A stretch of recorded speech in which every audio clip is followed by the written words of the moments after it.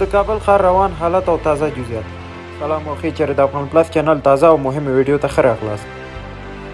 کابل ښار کې نن شاوخوا 10 بجې داسې اوازې شوې چې ګوند طالبانو د کابل ښار د حملې لاندې نیولی.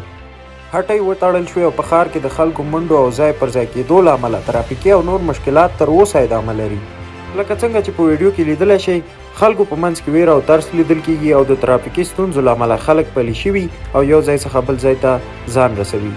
د ځینو نور ریپورټونو له مخې خلکو د ترافیکي ستونزو له امله خپل موټرونه تم کړي او پلي شوي دي. له بلې خوا په ښار کې د جګړې او طالبانو شتون نه لیدل کېږي او هغه ریپورټونه ناسم دي چې وایي ښار کې جګړه ده. له بله پلوه طالبانو شیبه وړاندې په د یوې اعلامیې په خپرولو سره خپلو جنګیالیو ته امر کړی تر څو د ښار په 4 دروازو کې حضور پیدا کړي او ښار ته د داخلېدو کوشش ونه کړي.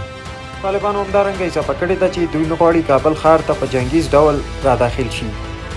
همدارنګه د افغان حکومت د کورنیو چارو وزارت سرپرست عبدالستار وایي چې پر کابل ښار به برید ونه شي او د مسؤلیت لیږد به په سوله ییز توګه ترسره شي. د دې ترڅنګ په کابل ښار کې د خال خال ډزو اوازونه اورېدل کېږي. له همدې امله خلک د دې اند کوي چې طالبان ښار ته را داخل شوي. د ځینو ناباوره سرچینو د خبر له مخې ملا عبدالغني برادر کابل ته را رسېدلی او څو شېبې وړاندې ارګ ته ور داخل شوی. همدارنګه د اشرف غني امنیتي پرسونل هم خالي سلا شوی دی. خو تر اوسه یاد خبر کومې باوري سرچینې نه دی منلی. دا و د دې مهال تازه جزئیات. تر بلې عاجلې ویډیو زموږ سره اوسئ، تر بیا ښې چارې.